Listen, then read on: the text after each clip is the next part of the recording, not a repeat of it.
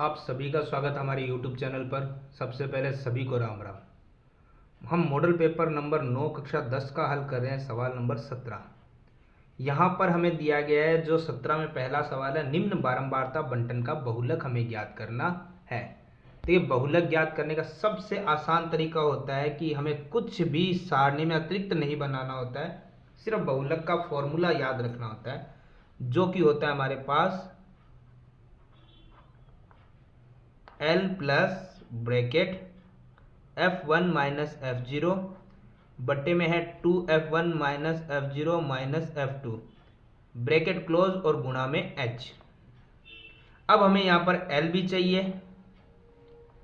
F1 तो सबसे पहले F1 ही हमें मिलेगा, फिर F2 और F0 भी मिल जाएंगे और उसके साथ हमें H भी चाहिए। जो L मिलेगा तब आसानी से मिल जाएगा। देखिए सबसे पहले इसमें F ढूंढते हैं और सारणी अभी हमारा ये सवाल है बहुलक का, तो F यानी कि बारंबारता जो सबसे बड़ी संख्या होती है, जो हमें नजर आ रहा है 25। तो हम यहाँ पर क्या करेंगे, F1 25 करेंगे। अब 25 F1 है तो आपको पता है कि F1 इधर है तो F0 पीछे वाला और F2 आगे वाला रहेगा। तो F0 हमारे पास 20 और F2 आ गया है 10। जो F1 हमने सबसे बड़ी बारंबारता देखी थी, उसके सामने वाला जो वर्ग अंतराल होता है उसमें लोअर लिमिट यानी कि निम्न सीमा L हो जाती है और उन दोनों का अंतर हमारा H हो जाता है, जो है 5, क्योंकि 65 में 60 गया तो 5 का ही अंतर आएगा। अब हम देखते हैं यहाँ पे L हमारा था 60 प्लस ब्रैकेट F1 हमारा था 25 माइनस F0 हमारा था 20 भाग में 2 की गुणा करनी है F1 से जो कि 25 है, माइनस F0 जो कि 20 है, माइनस F2 जो कि 10 है और गुणा में H जो कि 5 है। अब देखिए ध्यान से, यहाँ पर हमें क्या करना, ब्रैकेट से पहले कुछ भी एक बार सॉल्व नहीं करना है, ब्रैकेट को सॉल्व करना है। 25 में से 20 जाएगा तो बचेगा 5 और 2 की गुणा 25 से करने पे आएगा 50 और ये माइनस माइनस क्या होते हैं, प्लस, यानी 20 और 10 प्लस करने पे हो गए 30, लेकिन निशान हमेशा बड़ी संख्या के सामने वाला आता है। अब यहाँ पे है 60 प्लस 5 ऊपर है और भाग में 50 माइनस 30 करेंगे तो आएगा 20 और गुणा में क्या था 5। अब ब्रैकेट खुल चुका है तो अब हम गुणा और भाग पहले करेंगे, प्लस माइनस बाद में। तो देखो 5 की गुणा 5 से करने पे आता है 55 25, भाग में है 20, ये 60 है। अब इसका हमें क्या करना, भाग लगाना है। तो वैसे तो 5 के पाड़े से भी कट सकता है, 5 के पाड़े से 55 25, 5 चौक 20, 5 बट्टे में 4। साथ में इसमें हम एक चीज करेंगे, जो 60 है उसे वैसे का वैसे रखेंगे। अब इसका जो फाइनल आंसर आ सकता है वो लगा देते हैं। 4 का भाग 5 में करेंगे तो ये पूरा पूरा चला जाएगा, 4 एकम 4, एक बचा पॉइंट, 4 दूना 8, 4 पंजे 20। अब भाग लगाएं तो 1.25 आंसर आएगा। अब 60 में हमें ये संख्या जोड़नी है तो 60 प्लस 1 हो गया 61 और पॉइंट के बाद वैसे का वैसे। और ये सवाल जो हमें दिया गया है ये दिया गया सेमी ऊंचाई में, तो आंसर भी सेमी में आएगा।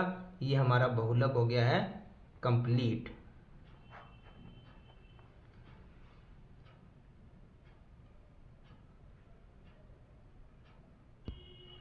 आगे वाला जो सवाल हमें दिया गया 17 में अथवा के अंदर, उसमें हमें माध्यक ज्ञात करना है। माध्यक ज्ञात करने के लिए सिंपल से एक चीज याद रखनी होती है, हमें निकालना पड़ता है संचयी बारंबारता यानी कि CF। CF निकालने का तरीका एकदम आसान है। सबसे पहले आपको जो बारंबारता यानी F दे रखा है, फ्रीक्वेंसी, उसका पहला पद तो सिमिलर रहेगा और उसके बाद आगे से आगे उसी नंबर में प्लस करना है। जैसे 6 में 20 को प्लस करेंगे तो ये हो जाएगा 26, 26 में 44 यानी 44 को प्लस करने पे हो जाएगा 70, 70 में फिर जो आगे 26 आ रहा है उसको प्लस करने पे हो जाएगा 96, उसमें 3 को प्लस करने पे 99 और 1 को प्लस करने पे 100 हो जाएगा।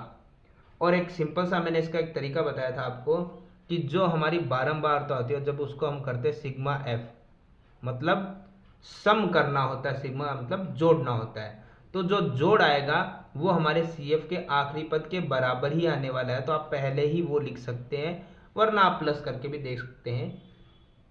6 और 20 26 और 44 70 और 26 96 और 3 99 और 1 100। और इसे हम माध्यक के अंदर n के नाम से भी जानते हैं। ठीक है, अगर आपको ये ना दे रखा हो तो भी ये बराबर आएगा, और अगर ये नहीं दे रखा है तो ये भी दोनों बराबर ही आने वाले होते हैं माध्यक के अंदर। और अब हमें क्या करना था, माध्यक के अंदर सिंपल सी एक चीज करनी है, माध्यक का फॉर्मूला। और फॉर्मूले से पहले हमें एक चीज देखनी है, वो होता है हमारा n/2, यानी कि जो हमारा n होता है 100, उसमें 2 का भाग लगाओ तो आएगा 50। और हमें ये जो 50 है ये CF में देखना है। अगर 50 नहीं है तो इससे जस्ट बड़ी संख्या देखनी है, और वो नीचे शुरू आप कर सकते हैं। वैसे तो आपको बड़ी बहुत मिलेगी, लेकिन जस्ट बड़ी का मतलब होता है कि जैसे हमें यहाँ देखना है, जैसे 6 है 50 से बड़ी नहीं है, ये CF में ही देखना है। 26 है 50 से बड़ी नहीं है। 70 ये जस्ट 50 से बड़ी आ गई है। तो बस अब हमें इसी लाइन को ध्यान में देना है। इसमें आपको एक चीज देखनी है, सबसे पहले फ्रीक्वेंसी f कितना आएगा 44। तो हमें f तो मिल चुका है, हम यहाँ पर लिख देते हैं, हमें f मिल चुका है। f कितना है हमारे पास 44। इसके बाद अब हमें जो फॉर्मूला, पहले एक बार फॉर्मूला लिख लेते हैं ताकि हमें जो जो चाहिए हम उन्हें लिख लेंगे। हमें माध्यक अगर ज्ञात करना है तो माध्यक का फॉर्मूला होता है L प्लस ब्रैकेट n/2, इसे n आप कैपिटल लिखो स्मॉल लिखो, माइनस में CF, और बट्टे में आता है F, और गुणा में आता है H। तो हमें क्या चाहिए था, n हमें मिल चुका है, माइनस CF हमें चाहिए, वो निकाल लेंगे। F हमें मिल चुका है, और जो F मिला हुआ है हमें उसके सामने वाला वर्ग अंतराल देखना है। और ये बहुलक की तरह ही, लगभग ये चीज़ें तो बहुलक की तरह ही होती है, यानी कि लोअर लिमिट L हो जाता है जो हमारे पास है 40, और उनका अंतर हो जाता है H जो है 55 - 40 15। तो अब हमें CF चाहिए। CF के लिए थोड़ा सा अलग ध्यान रखना होता है कि जो हमारा F आया था उससे ऊपर जितने संख्या में उनका जोड़ कर दो वो हमारा CF आ जाएगा। सिंपल सी तरीका है, क्योंकि अगर मैं कहूँगा इसमें CF देखो तो आप कई बार कंफ्यूज होकर इसकी जगह इसको देख लोगे तो गलत हो जाएगा। तो जो हमारा F था उससे ऊपर जितनी संख्या वो CF में होता है प्लस करने पे, यानी 20 और 6 26। तो हमारा CF कितना आ गया 26। तो अब हमें इस फॉर्मूले के हिसाब से सवाल को हल करना है। देखो वैल्यू देख लेते हैं, हमें L हमारे पास है 40 plus bracket n 100/2 minus CF जो हमने निकाल लिया 26 बट्टे में f हमने निकाला सबसे पहले 44, और h हमारे पास कितना आया था 15। अब सिंपल सा देखें, यहाँ पे 40 और प्लस में और ये गुणा 15 रहेगा, क्योंकि ब्रैकेट पहले हल करना है। तो 2 में 100 में 2 का भाग लगाएंगे तो आएगा 50, माइनस में 26 है और बट्टे में 44 है। तो ये 40 है, प्लस 50 में से 26 को माइनस करेंगे तो ये आ जाएगा 24, और बट्टे में है 15, सॉरी 44, गुणा में है 15।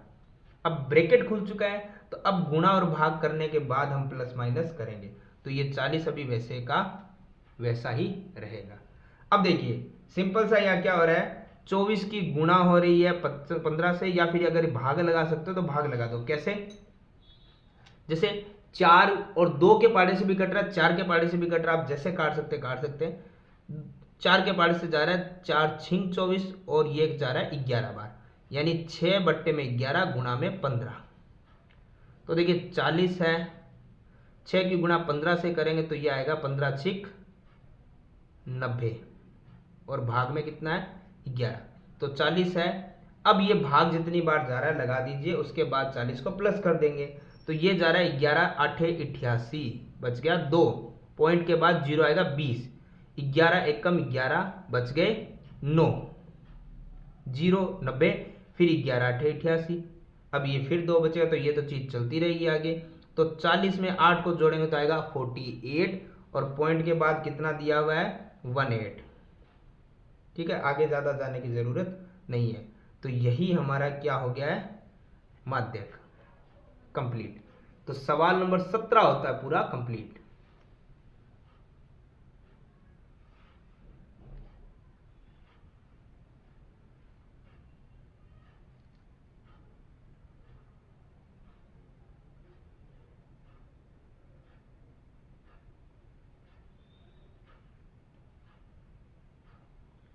आगे सवाल नंबर 18। तो सवाल नंबर 18 में हमसे पूछा गया है, एक पिता और उसका पुत्र है, उनकी आयु का योग तो 45 वर्ष है, ठीक है, लेकिन हमें दोनों की आयु फिलहाल पता नहीं है कितनी है, दोनों की वर्तमान आयु ज्ञात करनी है। तो सबसे पहले तो हमें इन सवालों में अंदर एक ही चीज करनी है, मानना पड़ेगा पिता की वर्तमान आयु, किसी की मान सकते हैं आप, पिता की या पुत्र की, ठीक है, वर्तमान आयु। देखिए मानने में तो आप x या y कुछ ऐसे ही मानेंगे। अगर x वर्ष पिता है तो हमें एक चीज भी दी है, दोनों की आयु का योग 45 वर्ष है। एक चीज बताइए, अगर आपको एक की आयु पता है, मान लीजिए पिता की आयु होती है 30 वर्ष, तो हमें पुत्र की आयु कैसे निकालते? पुत्र की आयु निकालने का सिंपल तरीका होता, पुत्र की आयु निकालने का सिंपल तरीका था कि आप दोनों का जो योग था उसमें पिता की आयु अगर 30 वर्ष होती, 40 होती, माइनस कर देते, पुत्र की आयु आ जाती। फिलहाल 30-40 तो नहीं है, लेकिन पिता की आयु x वर्ष है, वो आप माइनस करोगे तो ये निकल जाएगा हमारे पुत्र की आयु। अब ये कह रहा है 5 वर्ष पहले, प्रश्न के अनुसार हमें देखना है 5 वर्ष पहले। देखिए 5 वर्ष पहले क्या हुआ, पिता की आयु और पुत्र की आयु।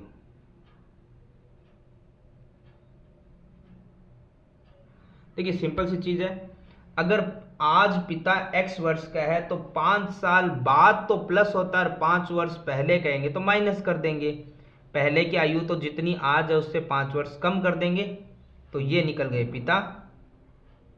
और पुत्र की आयु जो आज है 45 माइनस x है, 5 साल पहले वो 5 साल माइनस हो जाएंगे, कम ही तो थे 5 साल पहले। अगर आज उनकी आयु मैं कहता हूँ 30 वर्ष है तो 5 साल पहले 25 के थे, कैसे आए, -5 करके।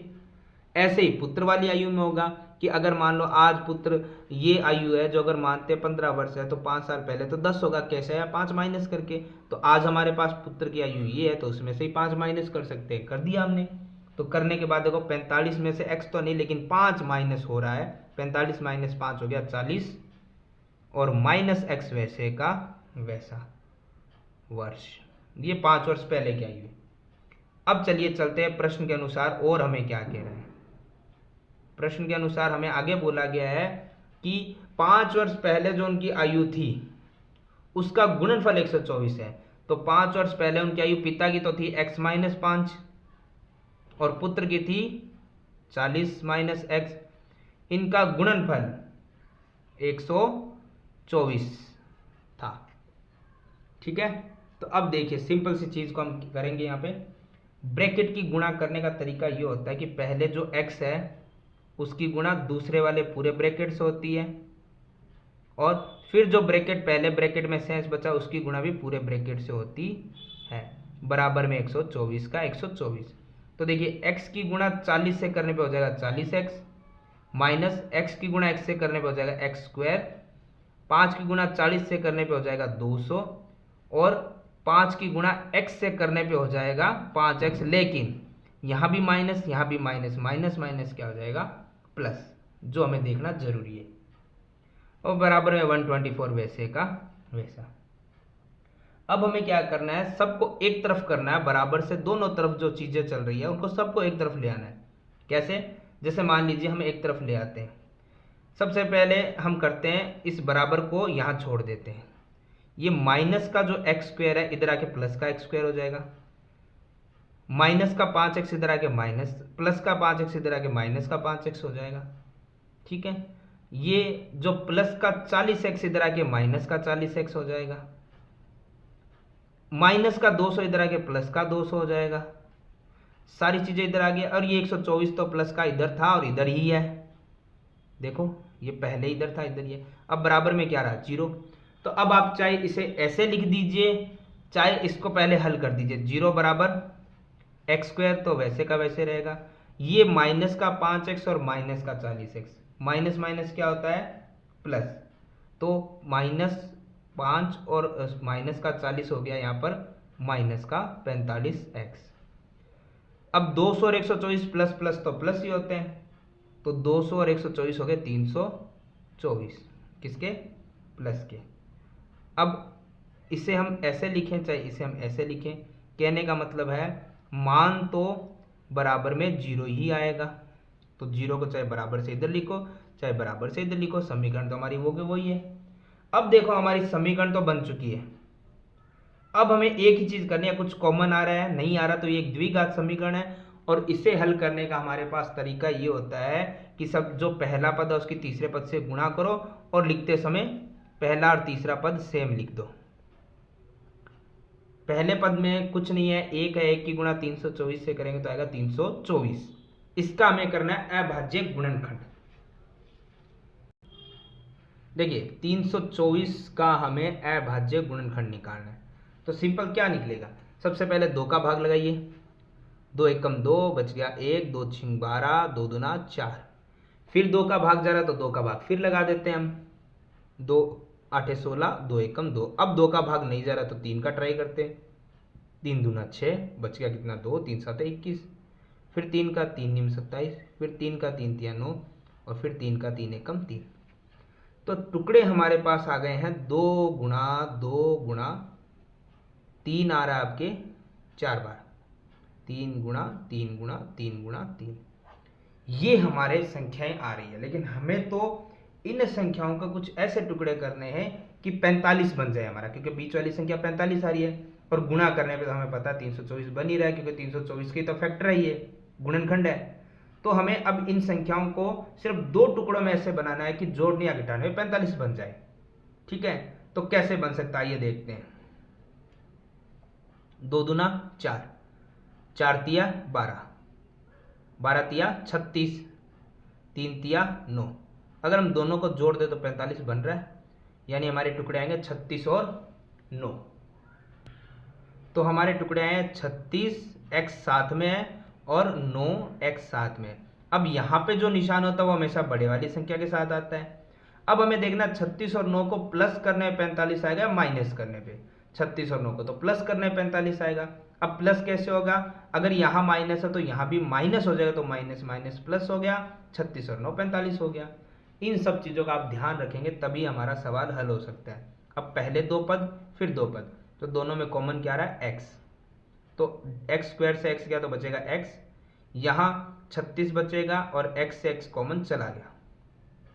फिर हम देखते हैं माइनस, दोनों में कॉमन 9 आ रहा है, 9 से 9 गया तो x बचेगा, बाहर माइनस अंदर प्लस माइनस, और 9 का भाग जा रहा है यहाँ पे, 9 तिया 27 बच गया 5 54, 9 चिंग 36। और वैसे सिंपल बताऊं, द्विघात समीकरण अगर सही होगी तो आपके ये दोनों पद वैसे ही बराबर बनेंगे, तो कंफ्यूज होने की जरूरत तो वैसे ही नहीं है, दूसरा पद एज इट इज सेम का सेम आएगा बराबर में 0। अब देखो जो ब्रैकेट में है कॉमन उसको एक बार लिखेंगे और जो ब्रैकेट से बाहर है उसका ब्रैकेट बना देंगे और बराबर में 0। अब या तो आएगा x माइनस 36 बराबर 0 या आएगा x माइनस 9 बराबर 0। तो हम लिख सकते हैं x ये माइनस का 36 इधर आके प्लस का 36 हो जाएगा, या आएगा x ये माइनस का 9 इधर आके किसका हो जाएगा, प्लस का 9। अब x हमने माना था पिता की वर्तमान आयु, तो पिता को मानना है तो पिता की आयु कम होगी या अधिक होगी। सिंपल सी बात है, 36 और 9 आ रहे हैं, दोनों x के मान आ रहे हैं, दोनों प्लस के मान है, लेकिन सिंपल सी बात हमें ये देखनी है कि पिता की आयु 36 वर्ष होगी या 9 वर्ष होगी। सिंपल हमें पता चल रहा है कि पिता की आयु तो 9 वर्ष नहीं 36 वर्ष होगी, 9 वर्ष है तो फिर वो पिता कैसे बना। तो सिंपल कहानी हो गई है यहाँ पे। स्पष्ट रूप से हम ये कह सकते हैं कि x था पिता और पिता की वर्तमान आयु हम क्या लेंगे 36 वर्ष है। हाँ, अब पुत्र की आयु निकालनी है तो पुत्र की आयु आप निकाल सकते हैं, पुत्र की वर्तमान आयु, क्योंकि हमें दोनों की वर्तमान आयु पूछी थी, तो पुत्र की आयु किस तरीके से निकलती थी, 45 में से पिता की आयु जो x है उसको घटा दो, तो 45 में से पिता की आयु x का मान तो आ गया ना कितना 36, तो पुत्र की आयु आई है 9 वर्ष। ये 9 आया था, ये पिता की आयु में आप नहीं लिख सकते क्योंकि पिता की आयु कम नहीं अधिक ही होगी, 9 वर्ष नहीं हो सकती है, तो इसीलिए आप ध्यान से ये लिखिएगा। फिर जो पुत्र है उसकी आयु हमारी 9 वर्ष निकल जाएगी और इन दोनों की आयु निकलती है, हमारा ये सवाल हो जाएगा यहाँ पर कंप्लीट।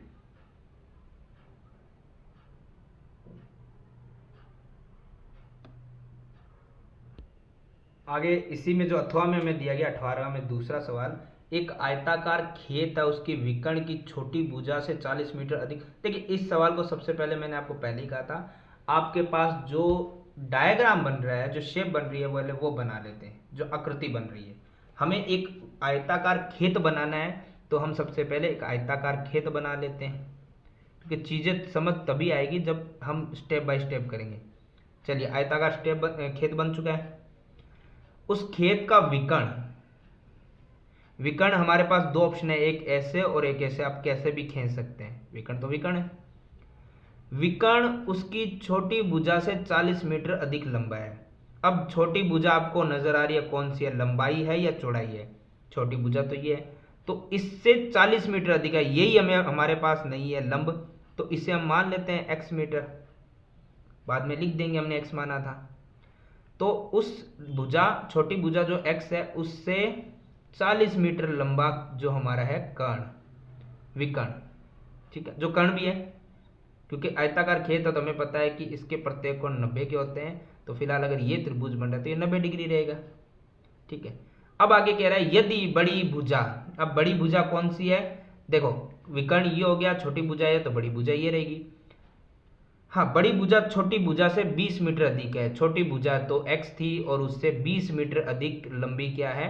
बड़ी भुजा। तो खेत की भुजाएं ज्ञात करो, भुजाएं, लंबाई और चौड़ाई हमें ज्ञात करनी है। तो सबसे पहले हम इसका नामांकन कर देते हैं A B C D, ठीक है। अब आप ध्यान से देखो तो हमारे पास ये A B C एक त्रिभुज बन रहा है, समकोण त्रिभुज, ठीक है। और इससे पहले हम लिख भी देते हैं हमने क्या क्या किया था। हमने जो छोटी भुजा थी, लंब था, माना है ना, माना आयताकार खेत की छोटी भुजा जो कि लंब थी, हमने क्या मानी थी? x मीटर, ठीक है। और उसी के अनुसार हमारा जो विकर्ण और सॉरी जो बड़ी भुजा थी, सेम चीज रहेगी, बड़ी भुजा वो हो गई थी हमारी x से 20 मीटर अधिक, और साथ में इसी आयताकार खेत का जो विकर्ण था, जो कि कर्ण भी है, वो था x से 40 मीटर अधिक, ठीक है। अब हमें पता है कि B समकोण है, तो ABC त्रिभुज हम लेंगे, हम यहां लिख देते हैं त्रिभुज ABC में, और ABC में 90 डिग्री का कोण है, तो ये पाइथागोरस प्रमेय का प्रयोग होगा, पाइथागोरस प्रमेय से। तो ध्यान से देखिए, हमें सब पता चल रहा है कि ये आधार, ये लंब और ये कर्ण है। फॉर्मूला होता है कर्ण जो कि है AC का स्क्वायर बराबर आधार और लंब का स्क्वायर, आधार यानी AB प्लस और लंब यानी BC का स्क्वायर प्लस करना होता है। तो AC यानी कि कर्ण हमारे पास था x plus 40 whole square, AB हमारे पास था x प्लस 20 होल स्क्वायर, और BC हमारे पास सिंपल x था, उसका स्क्वायर तो x स्क्वायर ही रहेगा। अब ये होल स्क्वायर का मतलब होता है a प्लस बी का होल स्क्वायर, सर्व समीकरण का प्रयोग करना है, और a plus B whole square की समीकरण होती है a square plus b square plus 2ab। आप इसे ए स्क्वायर प्लस 2ab प्लस बी स्क्वायर के रूप में भी लिख सकते हो, दोनों ही सही होते हैं, ठीक है। तो a हमारा है x प्लस b हमारा है 40, 40 का स्क्वायर अगर मैं सीधा ही कर दूं तो आप सीधा भी लिख सकते हो, या 40 इंटू 40 1600 जैसे भी आ रहा है वैसे कर सकते हैं, प्लस 2ab, तो 2a हमारे पास है x और b हमारे पास है 40, प्लस सॉरी प्लस नहीं था यहाँ बराबर था, बराबर यहाँ पे भी a plus B whole square की सर्व समीकरण का इस्तेमाल करना, तो a हमारे पास x का स्क्वायर प्लस b है 20, 20 का वर्ग हो जाएगा 400, प्लस 2 गुणा a और b, a यानी x, b यानी के 20, और प्लस में आ रहा है x का स्क्वायर, तो x स्क्वायर यहाँ पे कोई सर्व समीकरण यूज नहीं होगी। तो देखिए अब सिंपल सा हमें हल करना है सवाल को, x स्क्वायर है, अब इसके साथ और कोई x स्क्वायर है तो साथ में आ रहा है तो साथ में आ जाएगा, ठीक है। यहां पे ये प्लस का x स्क्वायर, इधर आए किसका हो गया? माइनस का, ये प्लस का एक्स स्क्वायर इधर आया, किसका आ गया, माइनस का। ठीक है, अब यहां पर है हमारे पास x की संख्याएं, तो प्लस में हम लिख देते हैं 2 की गुणा 40 से 80 x, ये हो गया। अब इधर देखते हैं 2 की गुणा 20 से 40 x, प्लस का इधर आया, किसका हो जाएगा, माइनस का। अब बची हमारे पास संख्याएं, इधर है प्लस का 1600 पहले से ही, और बराबर के इधर है प्लस का 400, बराबर से इधर आएगा तो किसका हो जाएगा, माइनस का 400। अब बराबर में क्या बचा, 0, क्योंकि हमने सारा सब कुछ इधर ले आए हैं। ये आप आराम से देख के लिख सकते हैं। ठीक है, अब देखिए एक्स स्क्वायर में से एक्स स्क्वायर गया तो क्या बचेगा, कुछ नहीं। यहाँ पे क्या बचा, माइनस का एक्स स्क्वायर, प्लस का 40x और माइनस का, सॉरी प्लस का 80x और माइनस का 40x, प्लस माइनस होता है माइनस, यानी 80 में से 40 माइनस करेंगे तो बचेगा 40x, बड़ी संख्या है प्लस की। प्लस माइनस माइनस, 1600 में 400 गया तो बचेगा 1200, बड़ी संख्या है प्लस की, बराबर में क्या है, 0। अब देखिए हमें करना कुछ है कि निशान कुछ भी हो, लेकिन जो हमारे पास द्विघात समीकरण में जो एक्स स्क्वायर आता है, सबसे बड़ी घात होती है, उसके आगे माइनस ना हो। उसके आगे माइनस ना हो तो हम सिंपल तरीका ये कर सकते हैं कि एक्स स्क्वायर को अगर बराबर से उस तरफ लिखेंगे तो माइनस का प्लस हो जाएगा। तो हम क्या करेंगे, बराबर से उधर एक्स स्क्वायर ले जाएंगे, सभी को ले जाएंगे, प्लस का 40 इधर आके माइनस का 40, प्लस का 1200 इधर आके माइनस का 1200, और ये 0 इधर आ गया, ये प्लस माइनस का नहीं होता है। ठीक है, अब इसका मतलब है कि इसे हम चाहे ऐसे लिख दे तो क्या फर्क पड़ेगा, क्योंकि 0 बराबर में ये इधर आए चाहे इधर आए तो बराबर में ही तो है। अब हमारे पास ये एक द्विघात समीकरण बन चुकी है, और इस द्विघात समीकरण को हमें क्या करना है, हल करना है। कैसे करेंगे कि कॉमन आ रहा है तो कॉमन लीजिए, नहीं आ रहा है तो हमें पहले पद की तीसरे पद से गुणा करनी है, लिखते टाइम वैसे का वैसा ही लिख देंगे।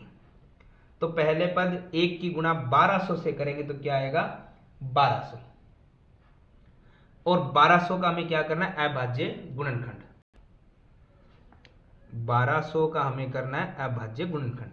तो ये तो देखिए सिंपल चला गया, 600 बार, फिर 2 में भाग जाएंगे तो 300 बार, फिर 2 में भाग 150 बार, फिर 2 में भाग 75 बार। अब 3 का जाएगा, ये जाएगा 3 दूना 6, 3 5 15, 25 बार, और 5 का 5 बार, और 5 का 1 बार। तो देखिए संख्याएं आ गई है, 2 आ गया है 4 बार, 3 आ गया है 1 बार, 5 आ गया है 2 बार। तो हमें तो अब टुकड़े जो करने हैं वो 2 ही करने हैं, और गुणा भाग करने पे हमारे पास क्या आ जाएगा, यहाँ पे हमारे पास आ रहा है 40, प्लस माइनस करने पे 40x आना चाहिए। और वो कैसे आएगा, अब इन्हीं संख्याओं को हमें इस प्रकार से गुणा भाग करना है कि प्लस माइनस करने पे 40 आ जाए, और गुणा करने पे तो 1200 आ ही रहा है। ठीक है, तो हम क्या करते हैं, यहाँ पे सबसे पहले यहाँ पर करते हैं इन संख्याओं की गुणा। सबसे पहले ये जो आपको 5 नजर आ रहा है वो हम 1 इधर ले आते हैं, 5 एकम 5, 5 दूना 10, 10 दूना 20, यानी 5 और 2, 2 चले गए, आया कितना 20, ये आ गया 2 दूना 4, 4 3 12, और 12 5 60, 60 में से 20 जाएगा तो 40 बच जाएगा। तो हमारे टुकड़े हैं 60 और 20, तो हम वो संख्या यहाँ पे लिख देंगे 60x और 20x। यहाँ पे जो निशान है वो बड़ी संख्या के आगे आता है। अब 60 में से 20 को घटाएंगे तब 40 आएगा, या प्लस करेंगे तब 40 आएगा। 60 में से 20 माइनस करने पे 40 आएगा। और माइनस कैसे होगा, अगर एक तरफ माइनस है तो दूसरी तरफ माइनस तो करने पे वो प्लस हो जाएगा, दूसरी तरफ हमें क्या करना पड़ेगा, प्लस, क्योंकि माइनस प्लस ही माइनस होता है। और 60 में से 20 जाएगा तो 40 बच जाएगा। अब हमें करना क्या है, कॉमन लेना है दो पदों में। तो यहाँ पे कॉमन आया x, एक्स स्क्वायर से x चला गया, x बचेगा माइनस 60 बच गया, और x से x कॉमन चला गया। यहाँ प्लस में कॉमन आ रहा है 20, 20 से गया तो बचेगा x माइनस, और 20 से 1200 जा रहा है 60 बार। कैसे, 0 से 0 चला गया, 2 से 120 60 बार जा रहा है, बराबर में 0। अब जो ब्रैकेट कॉमन आ रहा था वो वैसे का वैसे, और जो ब्रैकेट से बाहर थे उनका एक ब्रैकेट बन जाएगा, बराबर में 0। अब या तो आएगा x माइनस 60 बराबर 0, या आएगा x प्लस 20 बराबर 0। तो ये x है, ये माइनस का 60 इधर आके प्लस का, या x है, ये प्लस का 20 इधर आके माइनस का 20 हो जाएगा। तो अब एक चीज देखिए, हमने ये x किसको माना था? भुजा को। भुजा की लंबाई कभी माइनस में तो हो नहीं सकती है, तो ये माइनस वाला ऑप्शन तो हमारा चला गया। तो अब ये x हमने माना था सबसे छोटी भुजा यानी लंब को, तो छोटे वाली भुजा की नाप कितनी आई है? x का मान हमने निकाल लिया, कितना आया? 60, और आंसर था मीटर में। और हमें यहां पर बताना था खेत की भुजाएं, कर्ण भुजा नहीं है, भुजा है ये लंब और ये आधार और लंब यानी कि लंबाई और चौड़ाई। तो चौड़ाई तो हमने बता दी है x मीटर यानी कि 60 आ गई। अब हमें ये लंबाई भी निकालनी है यानी कि बड़ी भुजा, और बड़ी भुजा निकालने का तरीका क्या है? बड़ी भुजा हमने मानी थी x प्लस 20, तो x का मान तो 60 आ गया है, प्लस में 20 यानी बड़ी भुजा की लंबाई आ गई है 80 मीटर। तो ये हमारा वो आयताकार खेत है जिसकी लंबाई और चौड़ाई दोनों आ चुकी है, और ये सवाल नंबर 18 हमारा होता है यहाँ पर कंप्लीट।